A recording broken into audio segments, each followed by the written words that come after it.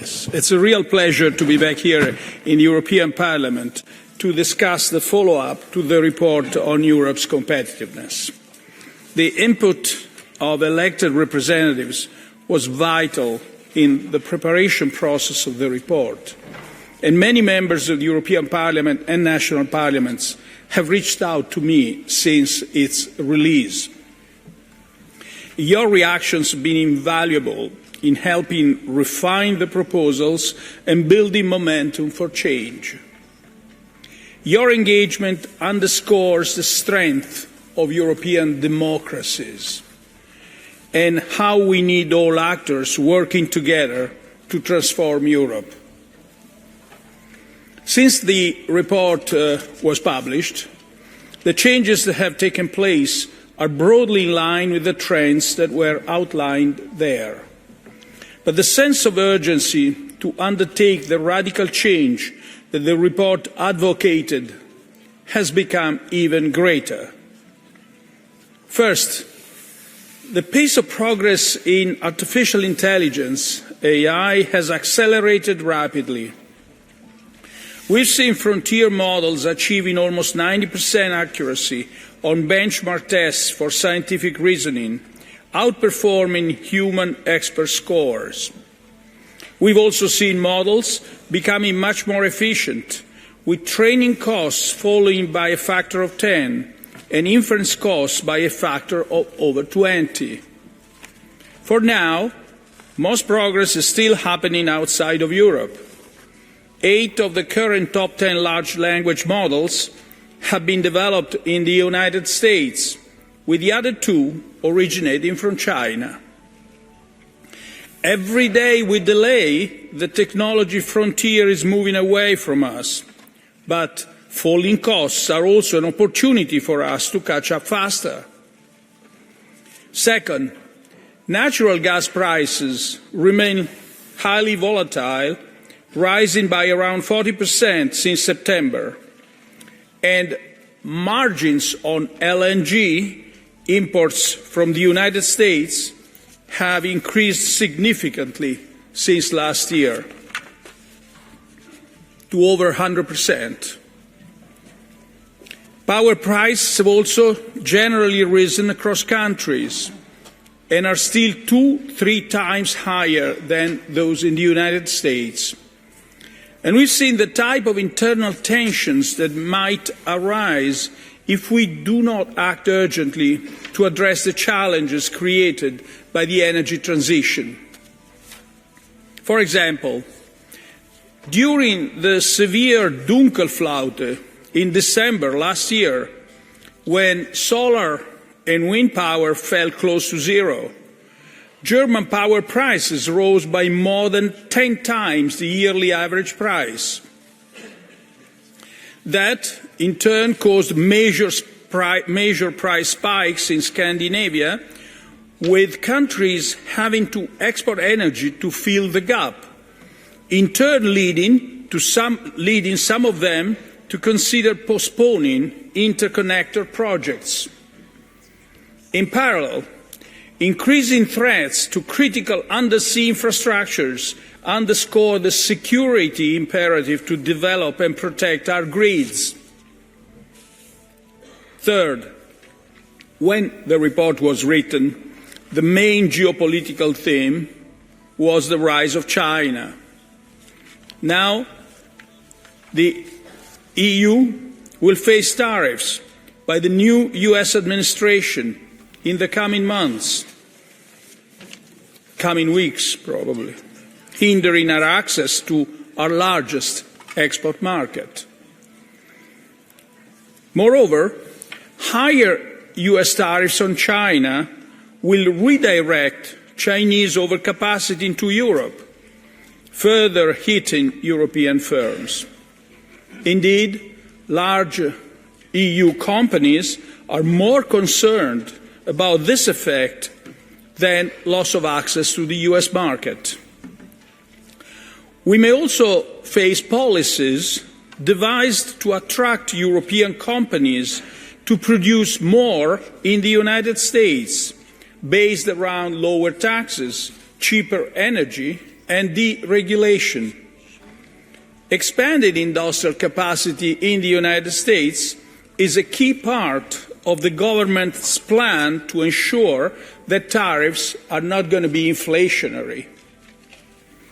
And if recent statements outline our future, we can expect to be left largely alone to guarantee security in Ukraine and in Europe itself. To cope with these challenges, it's increasingly clear that we need to act more and more as if we were one state. The complexity of the policy response involving research, industry, trade, and finance will require an unprecedented degree of coordination between all actors, national governments and parliaments, the Commission, and the European Parliament. The response must be fast, because time is not on our side, with the European economy stagnating while much of the world grows. The response must be commensurate with the size of the challenges, and it must be laser-focused on the sectors that will drive further growth. Speed, scale, and intensity will be essential. We must create the conditions for innovative companies to grow in Europe rather than staying small or moving to the United States. That means bringing down internal barriers, standardizing, harmonizing, simplifying national regulations, and pushing for a more equity-based capital market. We are often our worst enemy in this regard. We have an internal market that is of a similar size to that of the United States. We have the potential to act to scale, at scale. But the IMF estimates that our internal barriers are equivalent to a tariff of around 45% for manufacturing and 110% for services. And we've chosen a regulatory approach that has prioritized precaution over innovation, especially in the digital sector. For example, the GDPR is estimated to have increased the costs of data by 20% for EU companies. We also have a lot of savings in Europe that we could use to finance innovation. But, with a few notable exceptions, our countries mostly rely on bank lending that is generally not suited for this task. That leads us to spend more than 300 billion euros every year in savings overseas, because investment opportunities are lacking here. We must help our leading firms to catch up in the AI race by channeling more investment into computing infrastructure and digital networks.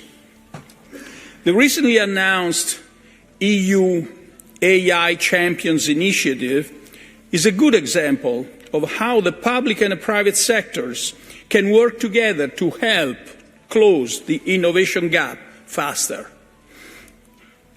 If we act decisively and make Europe an attractive place for innovation, we have an opportunity to reverse the brain drain that has pulled many of our best scientists across the Atlantic.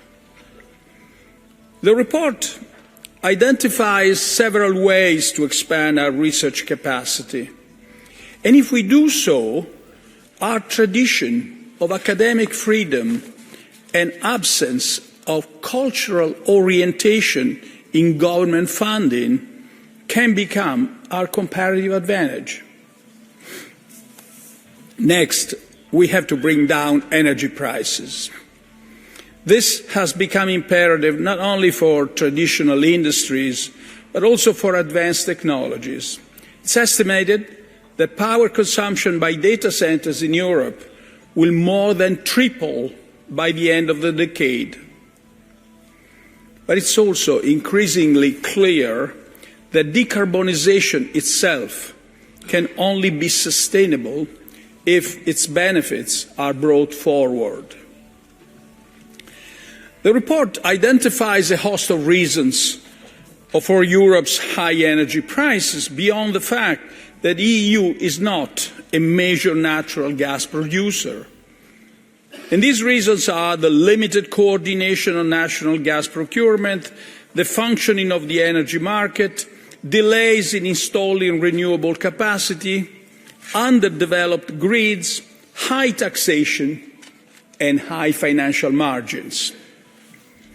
These and other factors are all of our own making, and therefore they can be changed if we have the will to do so. The report proposes several measures in this regard: reform of the energy market, much greater transparency in energy trading, more extensive use of long-term power contracts and long-term purchases of natural gas, and massive investment in grids and interconnections. It also calls not only for faster installation of renewables, but also for investment in clean baseload generation and flexibility solutions that we can draw on when renewables are not generating power. At the same time, we must ensure a level playing field for our innovative clean tech sector so that it can benefit from the opportunities of the transition. Decarbonization cannot mean that we lose green jobs because firms in countries with more state support can capture market share. Finally, the report addressed several vulnerabilities in Europe, one of which is our defence system, where fragmentation of industrial capacity along national lines prevents the necessary scale. Even if we are collectively the third largest spender in the world, we would not be able to satisfy a ramp-up in defence expenditure through our own productive capacity. Our national defence systems are neither interoperable nor standardized in some key parts of the supply chain. This is one of the many examples where the European Union is less than the sum of its parts. Alongside acting to modernize the European economy, we need to manage the transition for our traditional industries. These industries remain important in Europe.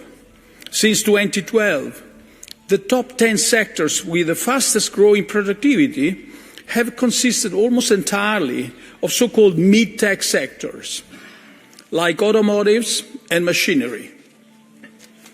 The manufacturing sector also employs around 30 million people, compared with 13 million in the United States. And in this world where geopolitical relationships are fastly evolving and protectionism is rising, retaining industries like steel and chemicals that provide inputs to the whole economy and are critical for defence has become strategic. Supporting traditional industries is often depicted as a binary choice. We can either choose to let them go and allow resources to move to new sectors, or we can sacrifice the development of new technologies and ultimately resign ourselves to permanently low growth. But the choice doesn't have to be so stark. If we carry out the reforms to make Europe more innovative, we'll relax many of the trade-offs between these goals. For example, if we exploit the economies of scale of our EU market and integrate our energy market, it will lower production costs everywhere. Then we will be better placed to deal with the potential spillovers of, say, providing low-cost energy to energy-intensive industries. If we offer a more competitive rate of return in Europe and a more efficient capital markets, our savings will naturally stay home. Then we will have a deeper pool of private capital to finance both new technologies and established industries that retain a competitive edge. And if we remove our internal barriers and raise our productivity growth, it will help increase our effective fiscal space. That will give us more capacity to finance projects that serve a public good, but that the private sector is unlikely to touch, such as the decarbonization of heavy industry. To give an illustration, the report estimated that increasing total factor productivity by just 2% over the next 10 years would reduce the fiscal costs for governments of financing necessary investments by 1/3. At the same time, removing internal barriers will make the fiscal multipliers of these investments higher.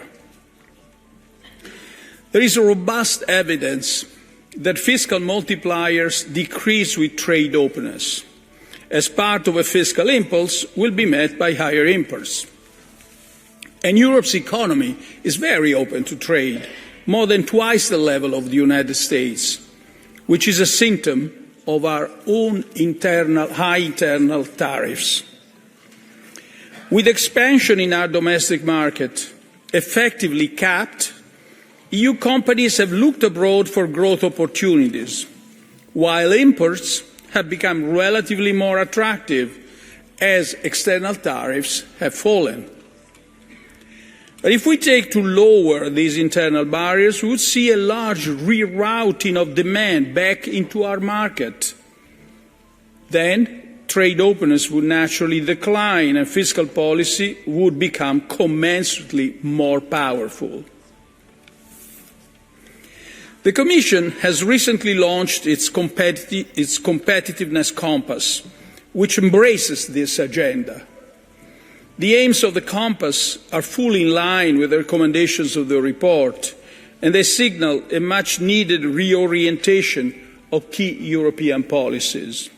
It's now important that the Commission is given all the necessary support, both in the implementation of this programme and in its financing. The financing needs are massive. 750, 800 billion a year is a conservative estimate. To increase financing capacity, the Commission is proposing a welcome rationalisation of EU financing instruments, but there are no plans for new EU funds. The method being proposed is to combine EU instruments with more flexible use of state aid coordinated by a new European tool. While we hope that this construction will deliver the financial backing required, success will hinge on Member States using the fiscal space they have available and being prepared to act within a European framework. But the Commission is only one actor. It can do a lot in its areas of exclusive competence, such as trade and competition policy, but it cannot act alone. The European Parliament, national parliaments and national governments must stand by its side. The Parliament has a key role in play in making EU decisions faster. If we follow our usual legislative procedures, which often take up to 20 months, our policy responses may be outdated as soon as they are produced. We also rely on the Parliament to act as a protagonist, to build political unity, to create momentum for change, to hold policymakers to account for hesitation, and to carry out an ambitious action programme. We can revive the innovative spirit of our continent. We can regain our capacity to defend our interests. and we can give our people hope. The national governments and the parliaments of our continent and the European Commission and the European Parliament are called to be the guardians of this hope at the turning point in Europe's history. If united, we will rise to the challenge and succeed. Thank you.